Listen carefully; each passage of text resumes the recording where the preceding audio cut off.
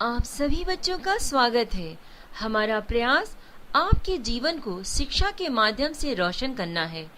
उन सभी दृष्टिबाधित बच्चों के लिए जो प्रवेश परीक्षा की तैयारी कर रहे हैं, उनके लिए सामान्य ज्ञान से संबंधित पाठ्यक्रम को अपनी आवाज के माध्यम से आपके समक्ष रखने का प्रयास कर रहे हैं।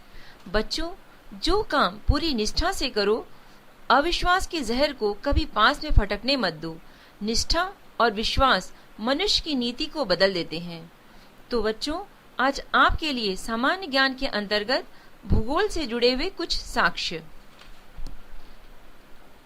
भारत का भूगोल, इसके अंतर्गत सामान्य जानकारी। भारत का क्षेत्रफल 32,87,263 वर्ग किलोमीटर है। क्षेत्रफल के दृष्टिकोण से भारत विश्व का 7वां सबसे बड़ा देश है, जबकि जनसंख्या के दृष्टिकोण से यह विश्व का दूसरा सबसे बड़ा देश है। क्षेत्रफल की दृष्टि से भारत से बड़े 6 देश हैं: रूस, कनाडा, चीन, संयुक्त राज्य अमेरिका, ब्राजील एवं ऑस्ट्रेलिया। भारत का क्षेत्रफल संपूर्ण विश्व के क्षेत्रफल का 2.42% है, जबकि इसकी जनसंख्या संपूर्ण विश्व की जनसंख्या का 16.7% है। जनसंख्या की दृष्टि से विश्व के 8 बड़े देश हैं: चीन, भारत, संयुक्त राज्य America, Indonesia, Brazil, Pakistan, Bangladesh एवं रूस।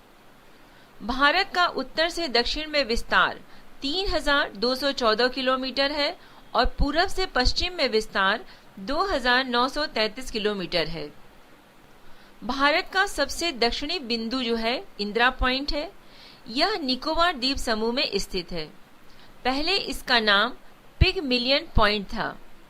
यह भूमध्य रेखा से 876 किलोमीटर दूर है। भारत का सबसे उत्तरी बिंदु इंदिरा कॉल जम्मू कश्मीर राज्य में है। कोलाबा पॉइंट मुंबई में है। पॉइंट कालीमेरे तमिलनाडु में है एवं पॉइंट पेड्रो जाफना यानी श्रीलंका के उत्तर पूर्व में स्थित है। भारत एवं चीन की सीमा को मैकमोहन रेखा कहते हैं। यह रेखा 1914 ईस्वी में शिमला में निर्धारित की गई थी। इसकी उत्तरी पूर्वी सीमा की लंबाई 4,224 किलोमीटर है। भारत और अफगानिस्तान के बीच डुरंड रेखा है, जो 1896 में सर डुरंड द्वारा निर्धारित की गई थी। भारत एवं पाकिस्तान के बीच रेडक्लिफ रेखा है, जो 15 अगस्त 1947 को सर एम रेडक्लिफ के द्वारा निर्धारित की गई थी। दक्षिण में श्रीलंका भारत से पाक जलसंधि मन्नार की खाड़ी द्वारा अलग होता है। भारत का मानक समय इलाहाबाद के निकट मिर्जापुर से गुजरने वाली 82.5 डिग्री पूर्वी देशांतर रेखा को माना गया है, जो ग्रीनविच समय से 5.5 घंटा आगे है। कर्क रेखा लगभग भारत के मध्य से गुजरती है। यह निम्न राज्यों से होकर गुजरती है: राजस्थान, गुजरात, मध्य प्रदेश, छत्तीसगढ़, झारखंड, पश्चिम बंगाल, त्रिपुरा एवं मिजोरम। भारतीय राज्यों में गुजरात राज्य की तटरेखा सर्वाधिक लंबी है। इसके बाद आंध्र प्रदेश की तटरेखा लंबी है। भारत के 9 राज्य तटरेखा से लगे हुए हैं। पाकिस्तान और भारत की सीमा को स्पर्श करने वाले भारतीय राज्य हैं जम्मू कश्मीर, पंजाब, राजस्थान तथा गुजरात। भारत एवं चीन की सीमा से सटे राज्य हैं जम्मू कश्मीर, हिमाचल प्रदेश, उत्तराखंड, सिक्किम तथा अरुणाचल प्रदेश। म्यांमार की सीमा को स्पर्श करने वाले भारतीय राज्य हैं अरुणाचल प्रदेश, नागालैंड, मणिपुर तथा मिजोरम। बांग्लादेश की सीमा से सटे भारतीय राज्य हैं मिजोरम, त्रिपुरा, असम, मेघालय एवं पश्चिम बंगाल। पूर्वोत्तर भारतीय राज्यों में नागालैंड, मणिपुर, अरुणाचल एवं सिक्किम की सीमाएं बांग्लादेश से नहीं मिलती हैं।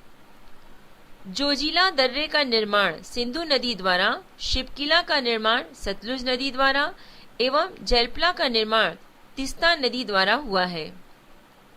जम्मू कश्मीर के लद्दाख क्षेत्र में स्थित काराकोरम दर्रा का भारत का सबसे ऊंचा दर्रा है। यहाँ से चीन को जाने वाली एक सड़क बनाई गई है। बुर्जिल दर्रा श्रीनगर से गिलगित को जोड़ता है। बनिहाल दर्रे से जम्मू से श्रीनगर जाने का मार्ग गुजरता है। जवाहर सुरंग भी इसी में स्थित है। शिव किला दर्रा शिमला से तिब्बत को जोड़ता है।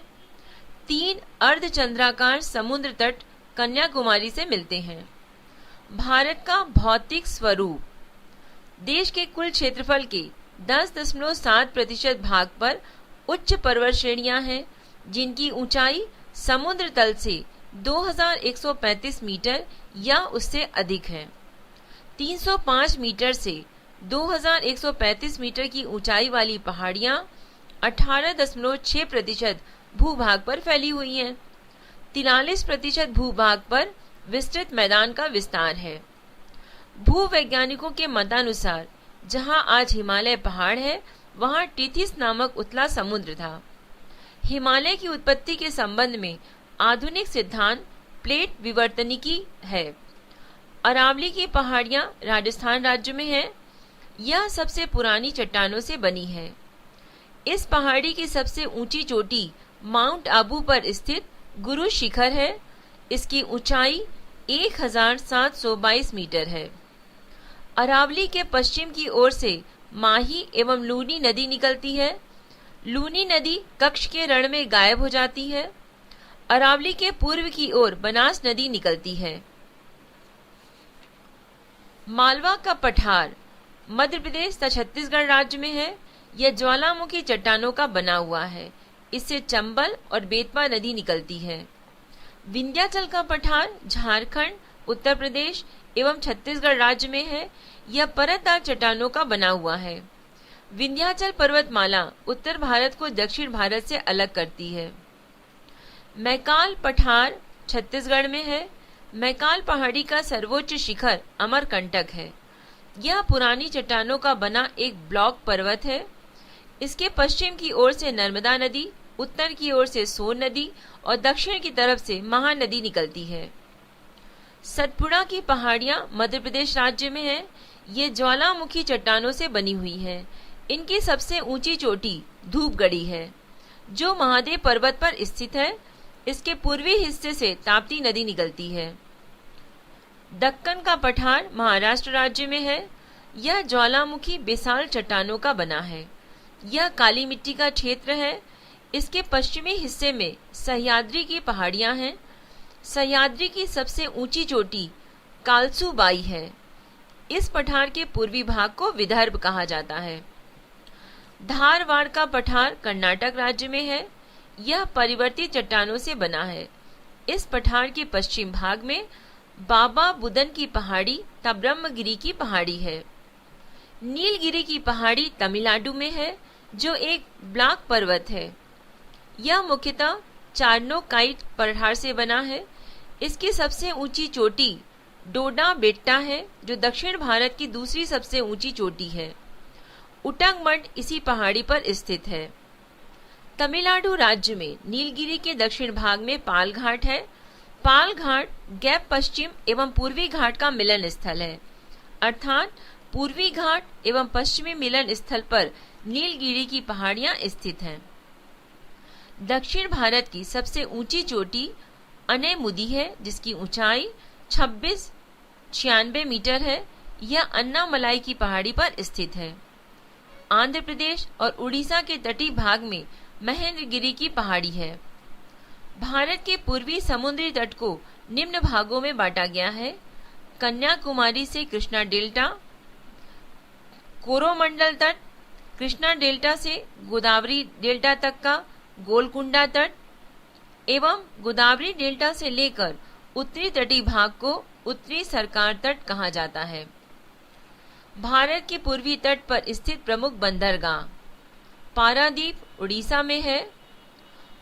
कोलकाता पश्चिम बंगाल में है। विशाखापट्टनम आंध्र प्रदेश में है। चेन्नई, तूतीकोरिन एवं एन्नोर तमिलनाडु में है। विशाखापत्तनम बंदरगाह डॉल्फिन नोज पहाड़ी के पीछे सुरक्षित है। भारत के पश्चिमी तट को निम्न भागों में बांटा गया है। पहला, गुजरात से गोवा तक का तटीय क्षेत्र कोंकण तट कहलाता है। दूसरा, गोवा से कर्नाटक के मैंगलोर तक का तटीय क्षेत्र केनरा तट कहलाता है। मंगोल से कन्याकुमारी तक का तटीय क्षेत्र मालाबार तट कहलाता है। मालाबार तट पर अनेक पश्चजल हैं जिसे स्थानीय भाषा में कयाल कहते हैं। भारत में 2 द्वीप समूह हैं, अंडमान निकोबार द्वीप समूह और लक्षद्वीप समूह। अंडमान निकोबार द्वीप समूह बंगाल की खाड़ी में स्थित है। इसमें करीब 247 छोटे छोटे द्वीप हैं। निकोबार में 19 द्वीप हैं। ये द्वीप वास्तव में समुद्र में डूबे हुए पर्वत के शिखर हैं। लैंडफॉल द्वीप अंडमान निकोबार द्वीप समूह का सबसे उत्तरी द्वीप है। कोको जलमार्ग इसे म्यांमार के कोको द्वीप से अलग करता है, जहां चीन ने निगरानी तंत्र लगाया हुआ है। अंडमान निकोबार द्वीप समूह की सबसे ऊंची पर्वत चोटी सैडल पीक है।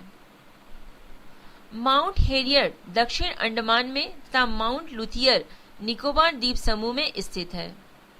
केंद्र शासित प्रदेश का सबसे बड़ा बंदरगाह पोर्ट ब्लेयर दक्षिण अंडमान में है। नेल्लोर के निकट श्रीहरिकोटा प्रवाल निर्मित द्वीप पुलिकट झील इसी द्वीप द्वारा समुद्र से विलग है।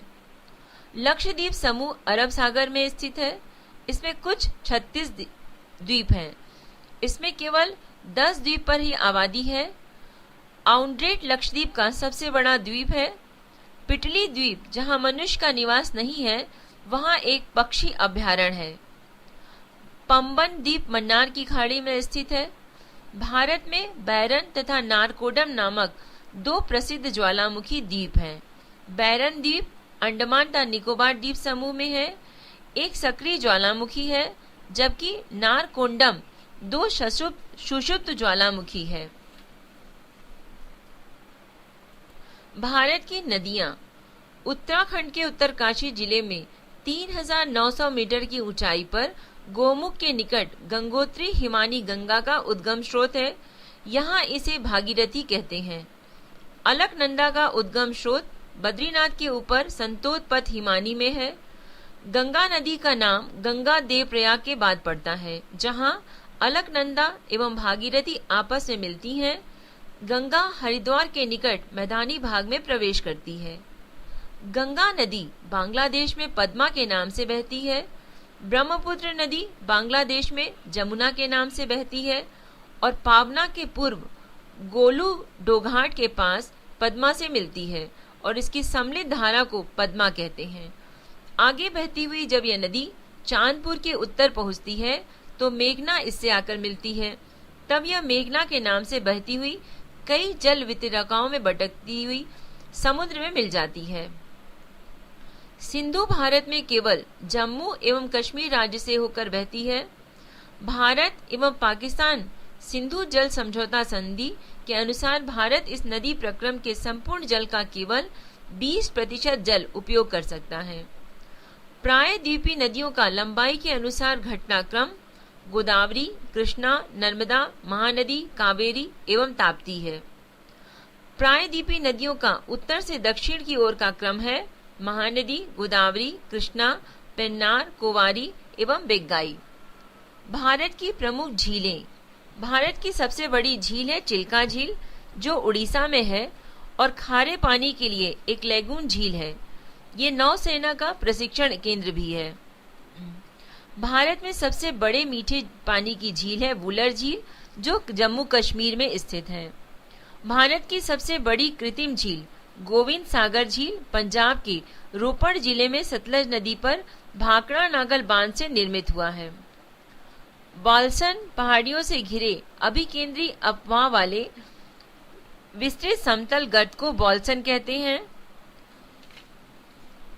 सांभर एवं डिडवाना थार मरुस्थल के पूर्वी सिरे पर खारे पानी की झील है।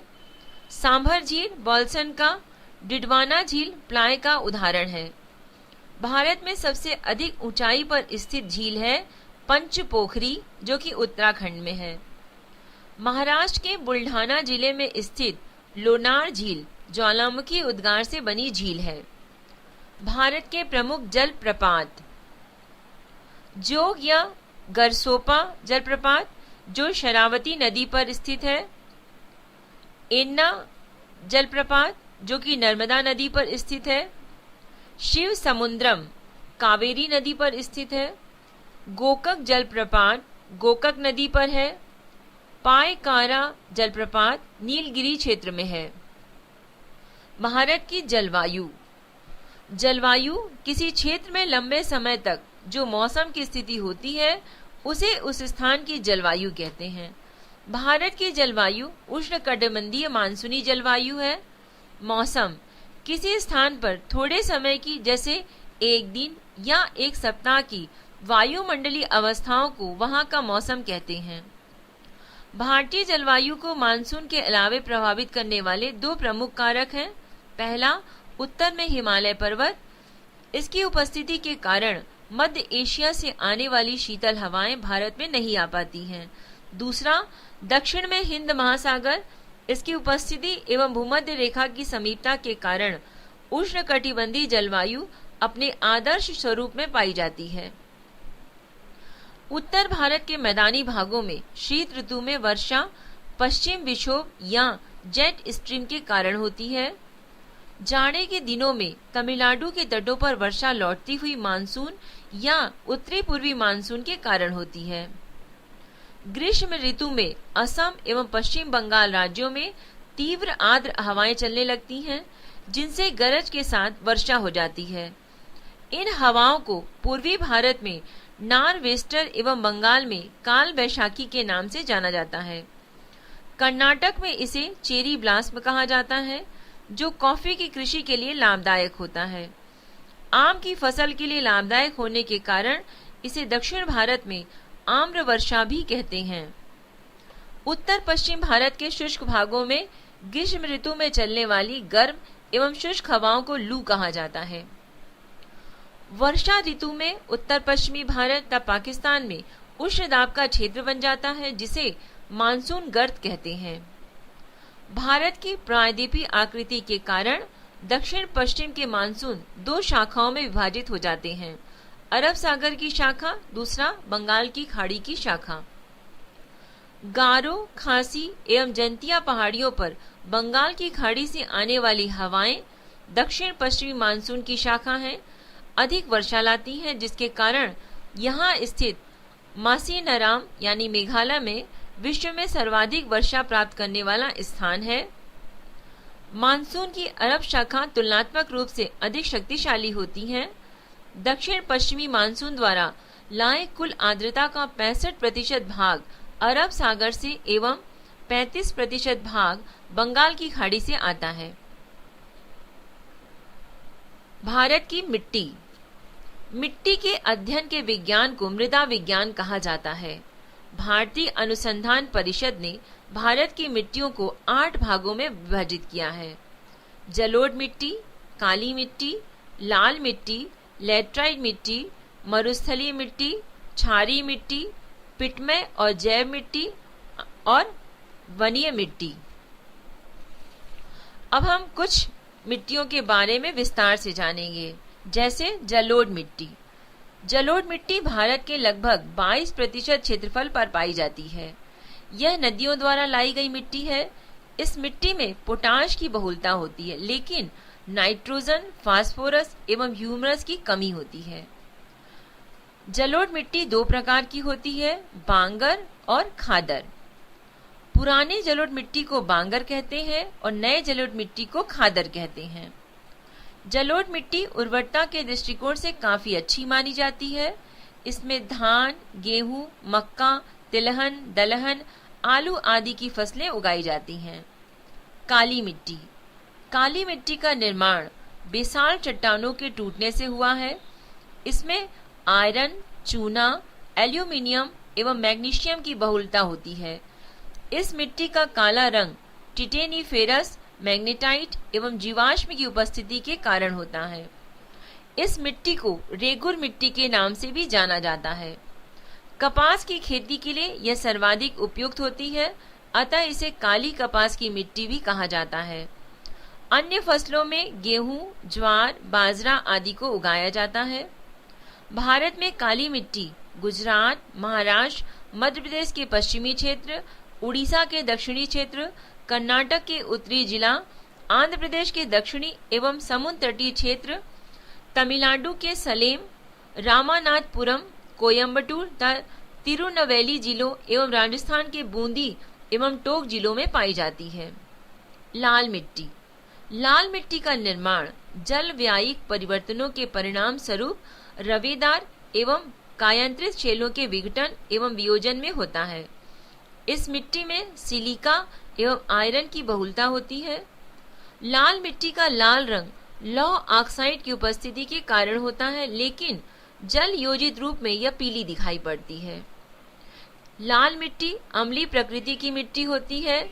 इसमें नाइट्रोजन, फास्फोरस एवं ह्यूमस की कमी होती है। यह मिट्टी प्रायः उर्वरता विहीन बंजर भूमि के रूप में पाई जाती है। लाल मिट्टी में कपास, गेहूं, दालें तथा मोटे अनाजों की कृषि की जा सकती है। भारत में लाल मिट्टी आंध्र प्रदेश, मध्य प्रदेश के पूर्वी भाग, छोटा नागपुर के पठारी क्षेत्र, पश्चिम बंगाल के उत्तरी पश्चिमी जिलों, मेघालय की गारो, खासी एवं जंतिया पहाड़ियों पर पाई जाती है। चूना का इस्तेमाल कर लाल मिट्टी की उर्वरता को बढ़ाया जा सकता है। लैटराइट मिट्टी।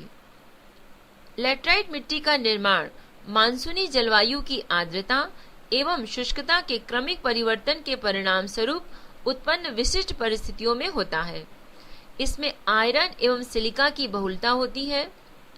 शैलों के टूट फूट से निर्मित होने वाली इस मिट्टी को गहरी लाल लैटराइट, सफेद लैटराइट तथा भूमिगत जलवायु लैटराइट के रूप में वर्गीकृत किया जाता है। लैटराइट मिट्टी चाय की खेती के लिए सर्वाधिक उपयुक्त होती है। भारत में होने वाली कृषि।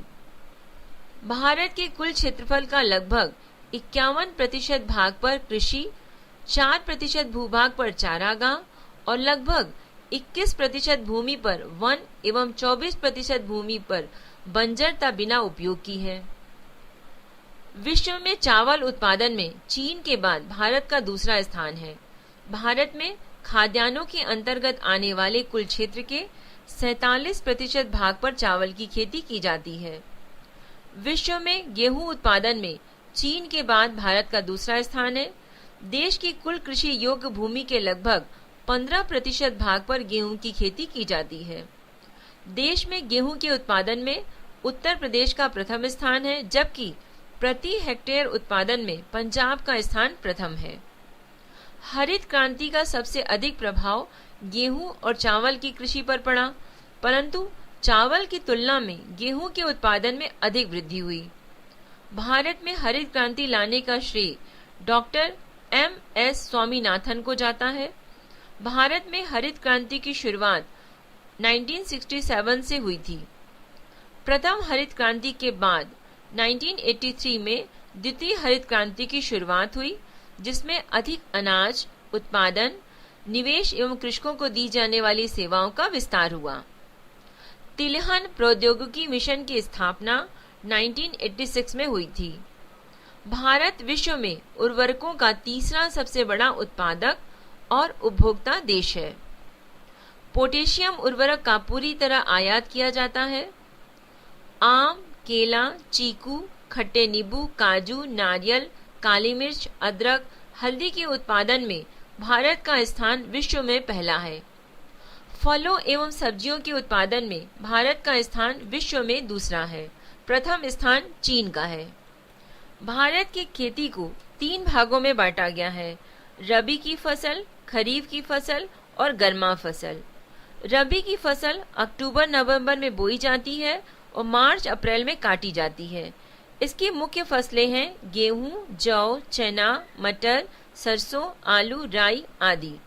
खरीफ की फसल जून-जुलाई में बोई जाती है और नवंबर-सितंबर में काटी जाती है। इसकी मुख्य फसलें हैं धान, गन्ना, तिलहन, ज्वार, बाजरा, मक्का, अरहर आदि। फिर है गर्मा फसल। यह मई-जून में बोई जाती है और जुलाई-अगस्त में काट दी जाती है। इसकी मुख्य फसल है राई, मक्का, ज्वार, जूट और महुआ। भारत में सिंचाई के साधन। भारत में सिंचाई परियोजना को 3 भागों में विभाजित किया गया है: बृहद सिंचाई परियोजना, मध्यम सिंचाई परियोजना एवं लघु सिंचाई परियोजना। बृहत सिंचाई परियोजना के अंतर्गत वे परियोजनाएं सम्मिलित की जाती हैं जिसके अंतर्गत 10,000 हेक्टेयर से अधिक कृषि योग्य भूमि हो। मध्यम सिंचाई परियोजना के अंतर्गत वे परियोजनाएं सम्मिलित की जाती हैं जिसके अंतर्गत 2,000 से 10,000 हेक्टेयर कृषि भूमि योग्य हो। लघु सिंचाई परियोजना के अंतर्गत वे परियोजनाएं सम्मिलित की जाती हैं जिनके अंतर्गत 2,000 हेक्टेयर से कम कृषि योग्य भूमि हो। वर्तमान समय में भारत की कुल सिंचित क्षेत्र का 37% बड़ी एवं मध्य सिंचाई परियोजना के अधीन तथा 63 छोटी सिंचाई योजनाओं के अधीन है। विश्व का सर्वाधिक सिंचित क्षेत्र चीन है जो कि 21% में है। विश्व का दूसरा सर्वाधिक सिंचित क्षेत्र भारत है। भारत में शुद्ध बोए गए क्षेत्र के लगभग 33% भाग पर सिंचाई की सुविधा उपलब्ध है। वर्तमान समय कुआं और नलकूप भारत में सिंचाई का प्रमुख साधन है। प्रायद्वीप भारत में सिंचाई का प्रमुख साधन तालाब है। तालाब द्वारा सर्वाधिक सिंचाई तमिलनाडु राज्य में की जाती है। भारत के खनिज संसाधन। भारत में खनिजों के सर्वेक्षण एवं विकास के लिए जियोलॉजिकल सर्वे ऑफ इंडिया जिसका मुख्यालय कोलकाता में है तथा भारतीय खान ब्यूरो जिसका मुख्यालय नागपुर में है जिम्मेदार है। लौह अयस्क उड़ीसा, झारखंड, छत्तीसगढ़, रायपुर, बिलासपुर, मध्य प्रदेश, कर्नाटक, चिकमगलूर आदि राज्यों में पाया जाता है। मैग्नीज झारखंड, महाराष्ट्र, उड़ीसा, आंध्र प्रदेश, राजस्थान आदि राज्यों में मिलता है। कोयला झारखंड, धनबाद, सिंहबुड़ी और गिरिडीह में, छत्तीसगढ़, उड़ीसा, आंध्र प्रदेश, मेघालय, जम्मू कश्मीर, नागालैंड आदि में प्राप्त होता है। तांबा झारखंड, राजस्थान, भीलवाड़ा, महाराष्ट्र, कर्नाटक, मध्य प्रदेश, आंध्र प्रदेश। बॉक्साइट उड़ीसा, झारखंड, महाराष्ट्र, आंध्र प्रदेश तथा राजस्थान में पाया जाता है। अभ्रक झारखंड, गुजरात, मध्य प्रदेश, छत्तीसगढ़, राजस्थान आदि राज्यों में प्राप्त होता है। सोना कर्नाटक में, आंध्र प्रदेश, तमिलनाडु एवं झारखंड में। जस्ता राजस्थान में, उड़ीसा में, जम्मू कश्मीर में पाया जाता है। पेट्रोलियम असम, गुजरात, महाराष्ट्र आदि में पेट्रोलियम का उत्पादन है। भारत के उद्योग। लौह इस्पात उद्योग। देश में पहला लौह इस्पात कारखाना 1874 में कुल्टी जो कि पश्चिम बंगाल में है नामक स्थान पर बराकर लौह कंपनी के रूप में स्थापित किया गया था। देश में सबसे पहला बड़े पैमाने का कारखाना 1907 में तत्कालीन बिहार राज्य में स्वर्ण रेखा नदी की घाटी में साक्षी नामक स्थान पर जमशेदजी टाटा द्वारा स्थापित किया गया था।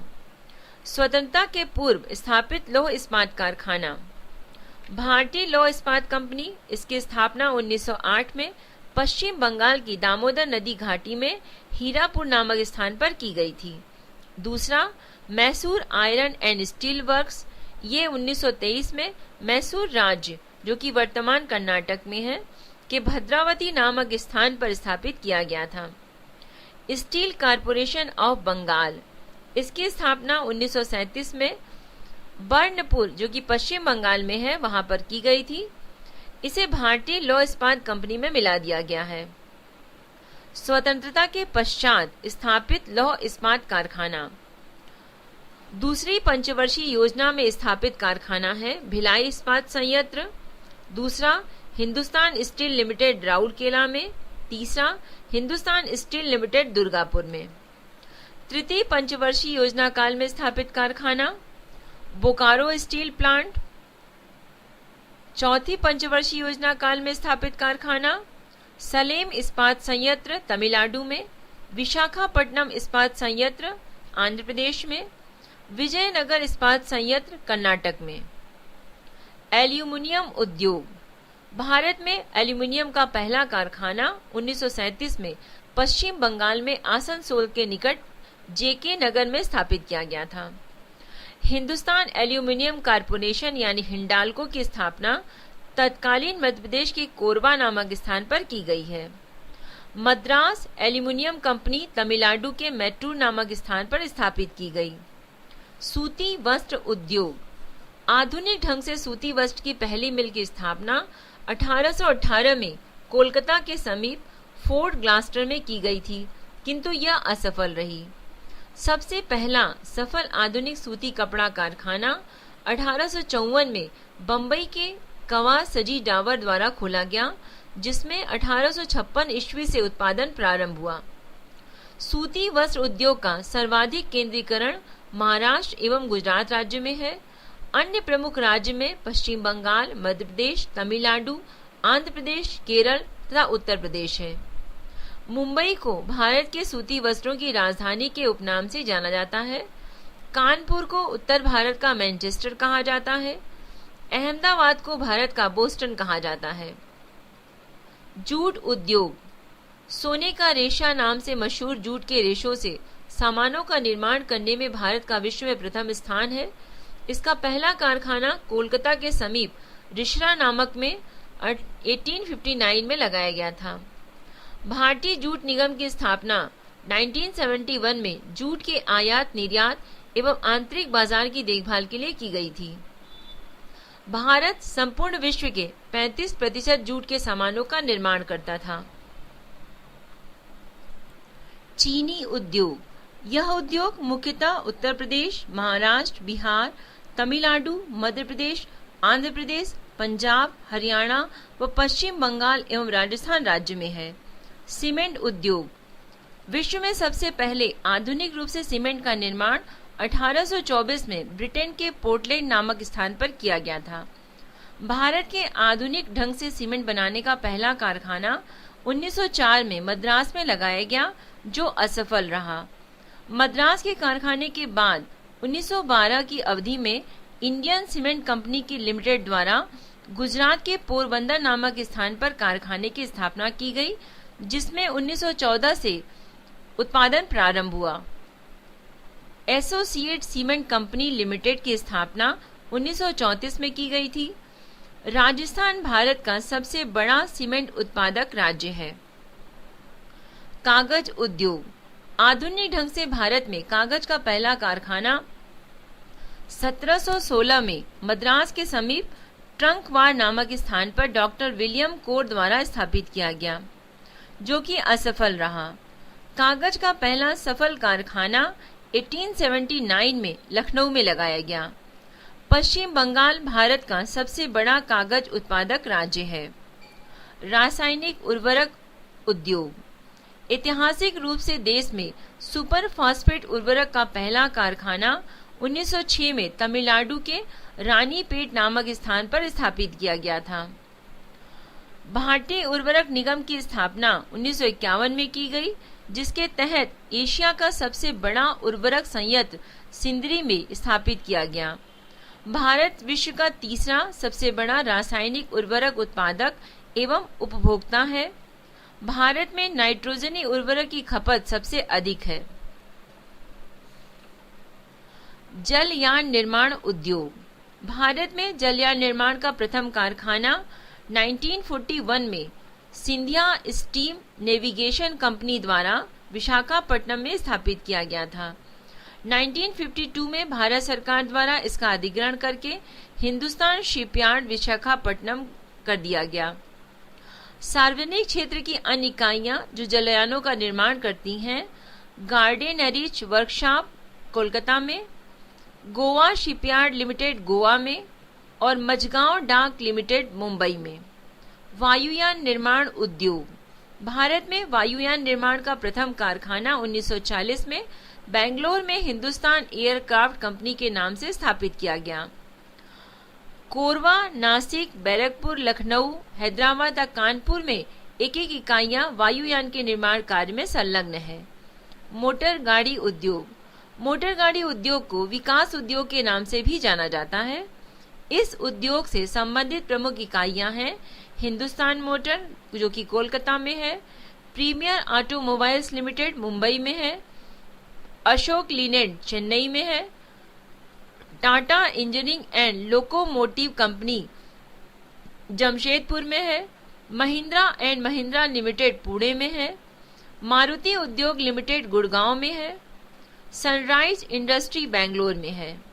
शीशा उद्योग, भारत में शीशा उद्योग का केंद्रीकरण रेल की सुविधा वाले स्थानों में देखने से मिलता है।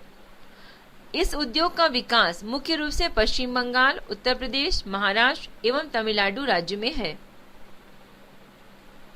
रेल उपकरण उद्योग, भारत रेल के इंजनों, सवारी डिब्बों तथा माल ढोने वाले डिब्बों के निर्माण में पूर्णतः आत्मनिर्भर है। चितरंजन रेल के इंजन बनाने का सबसे पुराना कारखाना है। वर्तमान में वहां विद्युत इंजन का भी निर्माण हो रहा है। डीजल से चलने वाले इंजनों का निर्माण वाराणसी में होता है। रेल के डिब्बे बनाने का प्रमुख केंद्र चेन्नई के समीप पेरम्बूर नामक स्थान पर 1925 में स्थापित किया गया। इसके अन्य प्रमुख केंद्र बेंगलोर तथा कोलकाता हैं। पंजाब के कपूरथला में इंटीग्रल कोच फैक्ट्री की स्थापना की गई। बिजली के सामान भोपाल, हरिद्वार, हैदराबाद के निकट रामचंद्रपुरम, तिरुचिरापल्ली एवं कोलकाता में बनाए जाते हैं। टेलीफोन उद्योग, बेंगलोर एवं रूपनारायणपुर, कोलकाता में टेलीफोन उद्योग लगा हुआ है। ऊनी वस्त्र, भारत में ऊन की पहली मिल 1870 में कानपुर में स्थापित की गई, परंतु इस उद्योग का वास्तविक विकास 1950 के बाद हुआ। वर्तमान समय में ऊनी वस्त्र उद्योग मुख्य रूप से पंजाब, हरियाणा, उत्तर प्रदेश, महाराष्ट्र एवं गुजरात राज्यों में है, लेकिन पंजाब में लुधियाना, जालंधर और धारीवाल, अमृतसर महत्वपूर्ण केंद्र हैं। रेशम उद्योग, भारत एक ऐसा देश है जहां शहतूती, एरी, तसर एवं मूंगा सभी किस्मों की रेशम का उत्पादन होता है। भारत का 2/3 शहतूती रेशम कर्नाटक से प्राप्त होता है। गैर शहतूती रेशम मुख्यतः असम, बिहार और मध्य प्रदेश से प्राप्त होता है। चर्म उद्योग, भारत में चर्म उद्योग के प्रमुख केंद्र हैं कानपुर, आगरा, मुंबई, कोलकाता, पटना तथा बेंगलोर। कानपुर चर्म उद्योग का सबसे बड़ा केंद्र है। यह जूते बनाने के लिए प्रसिद्ध है। आगरा में चर्म उद्योग के लगभग 150 कारखाने हैं। भारत में परिवहन, भारत दुनिया की सबसे बड़ी सड़क प्रणाली वाले देशों में से एक है। देश में सड़कों की कुल लंबाई लगभग 33.2 लाख किलोमीटर है। राष्ट्रीय राजमार्ग हैं। राष्ट्रीय राजमार्ग क्रमांक 1 दिल्ली पाक सीमा तक, जिसकी लंबाई है 1226 किलोमीटर। राष्ट्रीय राजमार्ग द्वितीय दिल्ली से कोलकाता तक है। राष्ट्रीय राजमार्ग संख्या तृतीय आगरा से मुंबई तक है। राष्ट्रीय राजमार्ग संख्या 4 मुंबई से चेन्नई तक है। राष्ट्रीय राजमार्ग संख्या 5 कोलकाता से चेन्नई। राष्ट्रीय राजमार्ग 6 कोलकाता से मुंबई। राष्ट्रीय राजमार्ग संख्या 7 वाराणसी से कन्याकुमारी। राष्ट्रीय राजमार्ग संख्या 8 दिल्ली से जयपुर। भारत का सबसे लंबा राष्ट्रीय मार्ग 7 है, जो उत्तर प्रदेश में 128 किलोमीटर, मध्य प्रदेश में 504 और महाराष्ट्र में 223 किलोमीटर, आंध्र प्रदेश में 753 किलोमीटर, कर्नाटक में 125 किलोमीटर और तमिलनाडु में 627 किलोमीटर, यानी कुल किलोमीटर दूरी हुई 2369। राष्ट्रीय राजमार्ग संख्या 1 और 2 सम्मिलित रूप से ग्रांड ट्रंक रोड कहलाता है। राष्ट्रीय राजमार्ग संख्या 1A में जवार सुरंग स्थित है। यह राजमार्ग जालंधर से जम्मू एवं श्रीनगर होते हुए उरी तक जाता है। विश्व की सबसे ऊंची सड़क मनाली लेह राजमार्ग है। राष्ट्रीय राजमार्ग विकास कार्यक्रम के अंतर्गत बनने वाली उत्तर दक्षिण गलियारा से श्रीनगर को कन्याकुमारी से तथा पूर्व पश्चिम गलियारा से सिलचर को पोरबंदर से जोड़ा जाएगा। भारत का कुल राज्यों में सड़कों की लंबाई है। बिहार में है सड़कों की लंबाई 32,998, मध्य प्रदेश में है 28,620, महाराष्ट्र में है 2,71,684, उड़ीसा में 86,929 और उत्तर प्रदेश में 1,48,303। भारत में सबसे अधिक सड़कों वाला राज्य है महाराष्ट्र। भारत में सर्वाधिक पक्की सड़कों वाला राज्य भी महाराष्ट्र है। भारत में सर्वाधिक कच्ची सड़कों वाला राज्य उड़ीसा है। भारत में सड़कों का सर्वाधिक घनत्व गोवा है तो सबसे कम जम्मू कश्मीर में है। सड़क निर्माण क्षेत्र में निजी भागीदारी को बढ़ावा देने के लिए सरकार ने बनाओ, चलाओ और हस्तांतरित करो BOT की नीति अपनाई है। प्रधानमंत्री ग्राम सड़क योजना के अंतर्गत 500 की आबादी वाले सभी गांवों को 12 सड़कों से जोड़ना है। विश्व का सबसे ऊंचा सड़क मार्ग लेह श्रीनगर मार्ग है जो काराकोरम दर्रे को पार करता है। इसकी ऊंचाई लगभग 3450 मीटर है।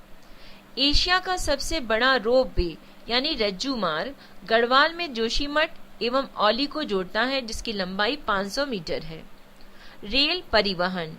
भारतीय रेल एशिया की सबसे बड़ी तथा विश्व की दूसरी सबसे बड़ी रेल व्यवस्था है। भारत में सर्वप्रथम रेल व्यवस्था की शुरुआत अप्रैल 1853 में मुंबई से ठाणे के बीच प्रारंभ हुई थी। विश्व की सबसे पहली रेलगाड़ी 1825 में लिवरपूल से मैनचेस्टर के बीच चली थी। भारतीय रेलवे बोर्ड की स्थापना 1905 में की गई थी। रेल वित्त को वर्ष 1924-25 के बाद एटवर्थ कमेटी की सिफारिश पर सामान्य राजस्व अलग कर दिया गया था। भारतीय रेल का राष्ट्रीयकरण 1950 में हुआ। भूमिगत मेट्रो रेल की सुविधा कोलकाता एवं दिल्ली में है। इसकी शुरुआत 24 अक्टूबर 1984 को कोलकाता में हुई। भारतीय रेल प्रशासन तथा प्रबंध की जिम्मेवारी रेलवे बोर्ड पर है। रेलवे को 16 मंडलों में बांटा गया है। प्रत्येक मंडल का प्रधान महाप्रबंधक होता है। देश की सबसे लंबी दूरी तय करने वाली रेलगाड़ी है हिमसागर एक्सप्रेस जो कन्याकुमारी से जम्मू तवी जाती है। विश्व का सबसे लंबा रेल मार्ग ट्रांस साइबेरियन रेल मार्ग है जो लेनिनग्राड से व्लादिवोस्टोक तक जाता है। भारतीय रेल व्यवस्था में 31 मार्च 2007 तक कुल 63,327 किलोमीटर लंबा रेल मार्ग बिछा हुआ था। इसका लगभग 28% भाग विद्युतीकृत है। प्रथम बिजली से चलने वाली गाड़ी डेक्कन क्वीन थी जो बंबई एवं पुणे के मध्य चली थी। कोंकण रेलवे महाराष्ट्र के रोहा से प्रारंभ होकर गोवा के मुदगांव तक जाती है। इसकी कुल लंबाई 7,060 किलोमीटर है। कोलकाता मेट्रो रेल सेवा 1972 में बनी। यह योजना 1975 में अमल में आई। दमदम से टालीगंज तथा भूमिगत रेल मार्ग की कुल लंबाई 16.45 किलोमीटर है। दिल्ली मेट्रो रेलवे यह परियोजना जापान व कोरिया की कंपनी के सहयोग से बनाई गई है। इसके अंतर्गत सबसे पहली रेल सेवा 25 दिसंबर 2002 को 30 हजारी से शाहदरा के बीच चलाया गया था। रेल इंजन निर्माण के कारखाने चितरंजन वाराणसी तथा भोपाल में स्थित है। सवारी डिब्बों का निर्माण चेन्नई के निकट है। कपूरथला, कोलकाता, बेंगलोर में किया जाता है। बच्चों, हेलन केलर ने कहा है, विश्वास वो शक्ति है जिससे उजड़ी हुई दुनिया में भी प्रकाश किया जा सकता है। तो बच्चों, जहाँ चाह है वहाँ राह है। आपके हौसले से आपकी राह आसान हो, यही शुभकामना है। हमारी संस्था क्लास 9 से स्नातक तक के बच्चों के लिए भी विषय संबंधी पाठ्यक्रम रिकॉर्ड करती है ताकि बच्चे उन्हें सुनकर ब्रेल लिपि में लिखकर उनका अध्ययन करें। हमसे संपर्क करने के लिए आप हमें मेल कर सकते हैं। हमारा मेल आईडी है voiceforblind@gmail.com। धन्यवाद।